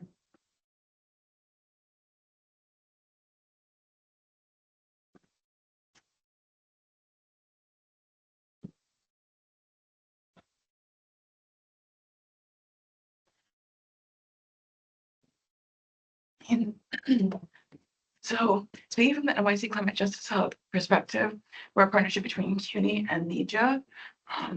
So, CUNY students, faculty, and also very important constituents and everything that we're doing. And also like kind of piggybacking off of the Harper School and the Billion Oyster Project, that education is so fundamental to actually, getting community buy-in.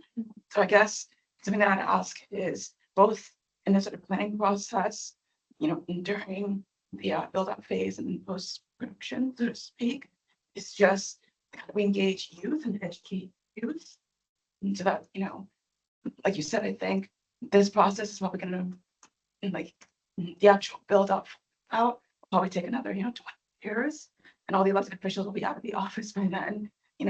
But we have a new generation of folks that we have to inspire to actually continue on with this kind of discussion and work. So I guess just talking about engagement around educating young people.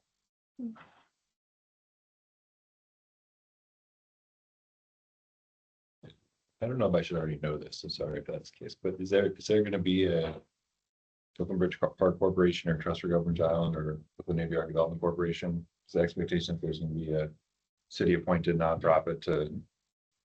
So there's no decisions or specific proposals on sort of what shape that takes, but I think governance is sort of a core sort of aspect that the task force is going to be looking at and making recommendations on as part of the vision plan sort of process and document. So yes, we anticipate some strategy around a governance structure or body. We don't know what that is or what sort of form it takes yet, but that is sort of a charge of the task force is to consider that as well. Seems like it'd be interesting and relevant to understand how those other organizations were established and what their mandate is, right? Yeah. How it's working. And some of the GPP processes, though, that have happened over the city have not fulfilled their like affordable housing mandate to get Atlantic Yards and other things like that. So just be wary that those processes didn't actually fulfill what they, like something from 20 years ago, Atlantic Yards didn't actually give it what the community asked for. And I think that's because GPP doesn't have teeth, but I don't think ELRP is an option there. So it's how do you put accountability in any team that's accountable? And I don't feel like the EDC is going to be accountable to this community because they haven't been for 2, 3, 4 decades. So.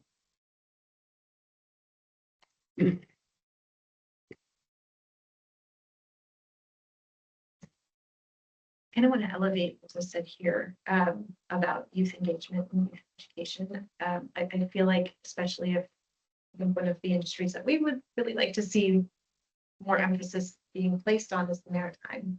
And so there could be a really good connect to rebuilding maritime education, either through the Harper School, Harper Middle School, or even through this site and using, either job training, but I feel like there's a great way for this particular site to connect what's already existing and building upon it.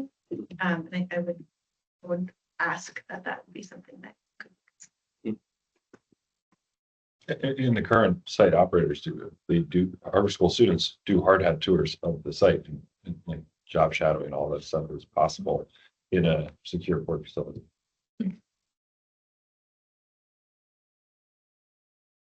It would be great to see I already think I've mentioned it, the RFPs that were for Pier 11 to see what the private industry really wanted to put on that site and their innovative ideas of what they can maximize what's already happening there. So I'd be interested in EDC and WXY trying to get those to us to help inform sort of what the public sector was already thinking about this site when they put out that RFP a couple years ago and just closed before they announced this. Yeah, no, go ahead. Thank you all. Thank you. By the way, thanks everybody for all the great suggestions and recommendations. I think thinking about the different kinds of activities that could be there, maybe looking at more of these innovative, regenerative and green economy opportunities that are water-based or that are water-centric, and how those could be complementary and where those limitations are, speaking to what some of Waterfront Alliance was saying earlier, for on water or water's edge or similar, whether it be aquaponics or whatever it may be that may or may not have been suggested. I think we need to look at more at those opportunities because, not every single square foot of this place is going to be able to be maritime, and what does that look like from every single scenario going forward, economically or otherwise, right? So what can we complement it with that helps build in other funding sources and helps move forward the visions for regenerative economies that do bring jobs and not just job training. Thank you. Yeah, please. Yeah. Realizing that I mentioned like resiliency, but I feel like we've been talking about resiliency in the land, and I'm wondering if there's conversation about just like how is this project going to support biodiversity and resilience in the water, since we're doing a lot of stuff that's going to impact the environment of the water. Also, I know this project is getting federal money, and so I know that NEJA, we do work with the Army Corps of Engineers around the HAT site, the harbor and tributary study. So how is this effort kind of connecting to that? I think HATS is dead. Isn't it? I don't have information on that. From what I've heard, HATS is probably not happening because they're not getting the funding, and now in the new election cycle, it's not going to happen. The prospects are dimming, but we have a lot to say about that. So we'll be in touch about some of these times where we're just having other conversations where it's relevant, right? And yeah, so hold that thought. It's a really good question. Is there interest in maybe we have a meeting that we are not with not WXY and EDC here? Like we don't need to meet just on their timeline. We could also meet outside of the groups if we want to do the working group stuff. Suggesting to our facilitator. Well, also, I just want to say also, if you all ever need to use this for anything, not here, it's fine. We're totally available. So yeah, I think that's a great idea.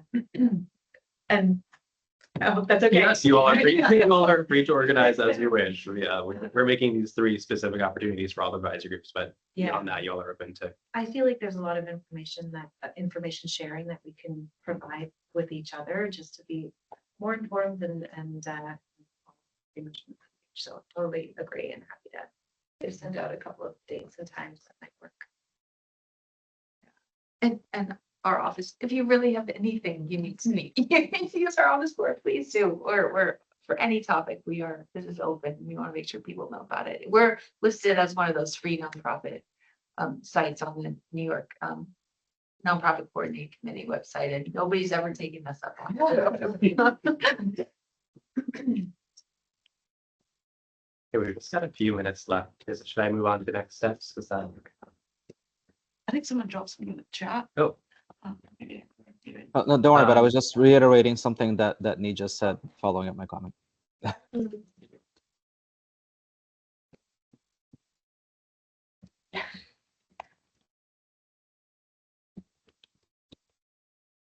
Yeah, just want to end with sort of the clear next steps. So we'll have, our next advisory group meeting in December.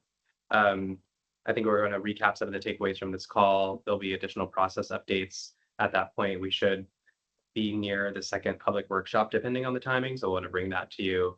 And we definitely, as has come up several times, there's ongoing analysis. And so as that gets finalized, we'll be bringing that to the advisory groups as well. And so we look forward to having sort of more specific information for you all to respond to in the next two conversations.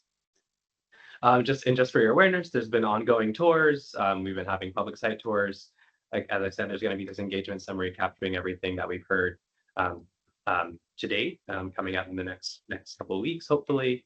Public workshop 2, look out for updates on that in the next couple of weeks. And as I said, we're conducting additional targeted engagement to sort of really focus on communities and groups that we feel have not been well represented in the process thus far.